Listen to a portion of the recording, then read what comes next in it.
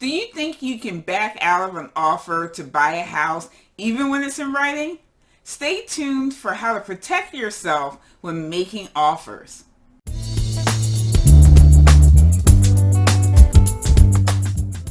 Hello, I'm Veronica Woods from Daniel Woods Real Estate Company. If you're new to watching my Real Estate Wisdom blog videos, I publish a new one roughly every week and is always on a topic related to general home ownership or real estate investing.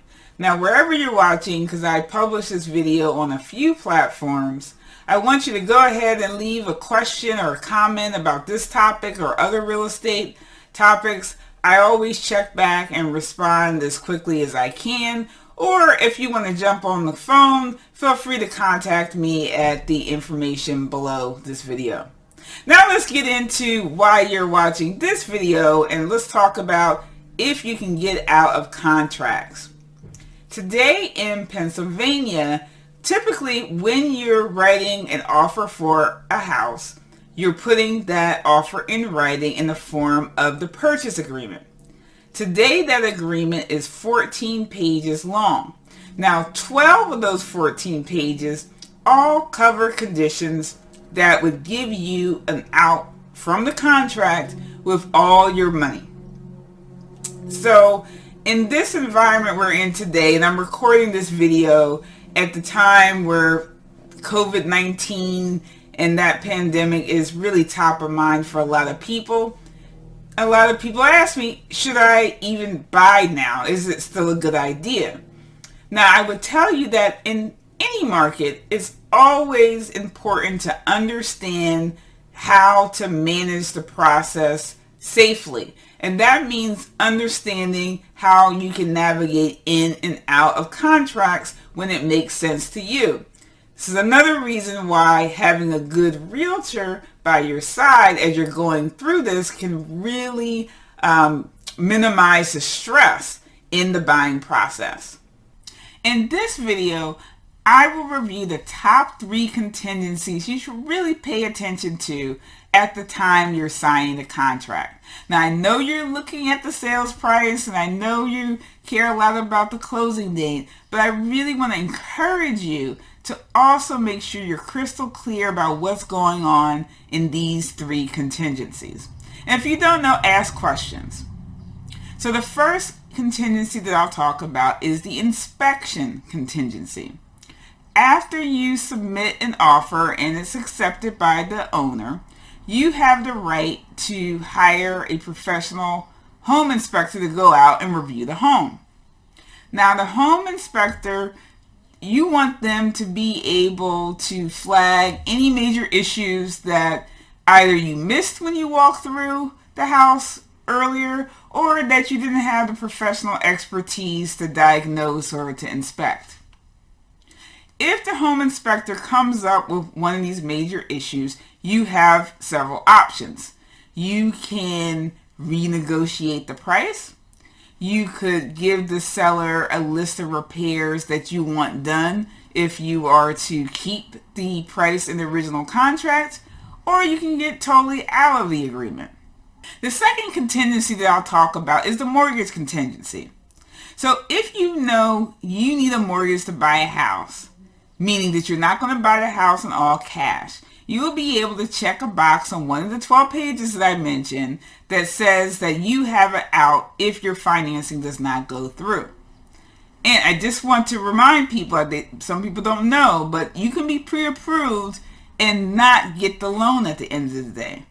The pre-approval just brings you to the table to present the offer, and that may be great with the owner or the seller, but the lender has to feel comfortable going through their full application process in order for them to release the funds at settlement. Now, there are a few common reasons why people start with pre-approvals and don't get approved at the end of the day. One reason is a change of employment. It could be a job loss, as extreme as that, or it could even be a change of careers. Let's say you go from being a nurse with W-2 income and then become a hairstylist with only 1099 income. lenders want to reevaluate you in that case. Or in the times that we're in now, got to reference where we are at the time of this video. Lenders are changing some of their credit standards, meaning they're raising the required credit scores for some programs, and even requiring some people to put down more money at a existing credit rating. Now, of course, this isn't under your control. So in this environment, if you were to not get a loan in the timeline that was in the contract because the bank changes its requirements, you have an out. They're not going to force you to go find and make a way to get the money to buy the house. If you're not able to get financing, you can get out of the deal. The last contingency that I'll talk about in this video is the appraisal contingency. So the bank gives you one last out to get out of the deal. Now, the bank is trying to really protect their investment at the end of the day, but they're also protecting you. They're going to send an appraiser out to the home to evaluate the home in terms of the value in the marketplace. If they come back and say that the sales price that you put in the contract is actually above what the bank thinks the value of the house is, you have it out. You can either renegotiate with the seller down to what the market value is, or you can get out of the deal. Now, before we wrap up, I do want to talk a little in general about the timelines of these contingencies. Now, your life or financial situation is really going to dictate which contingencies become most critical for you, and also the time that you need in order to handle each one of them. So it's important for you to have a conversation up front with your realtor about what's going on so that they can best advise you to fill out these contingencies in a manner that really fully benefits you. If you don't feel comfortable of having that kind of conversation with your realtor, you probably have the wrong person for you. Because not only will they be able to advise you about your situation in terms of, again, financial or life circumstance, they'll also be able to share some insight about how the timelines vary by the market conditions. For example, in a hot market, which we were in just before the COVID-19 pandemic broke out, I would advise clients to be cautious about their contingencies, meaning it's a competitive environment. You're going up against a lot of other buyers, probably for the same property. So you'll want to minimize the number of contingencies and also make sure that the time window for each one is as short as realistically possible for you to get your own goals accomplished.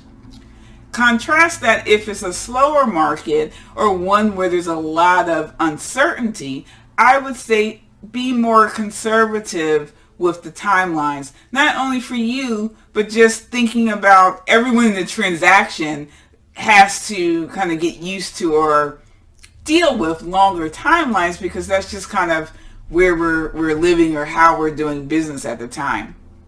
And one last thing to note, that the seller also has to perform on their end for the deal to close. So if the seller doesn't do his obligations in a timely manner, you also have an out. For example, let's say the seller promised to move out by a certain day and give you possession, and it turns out they need 90 more days than they originally told you. If that's the case and that doesn't work for you, you can get out of the contract. So thanks again for watching this video. Again, I'm Veronica Woods from Daniel Woods Real Estate Company. I really enjoy producing this video series all about helping people become more educated about creating wealth through real estate. If you enjoyed this video, I want you to hit the like button and share it with a friend. Usually I say one or the other. Please do both because I think it's important just to get the information out there, especially at a time where, there's a lot of confusion and a lot of uncertainty. And let's stay connected through social media. I'm active on Instagram and Facebook. If you have a question for anything real estate related, feel free to reach out to me across any of those platforms. And as always, I will be gearing up new content so that I can help you keep more money in your pocket when you're buying and selling real estate.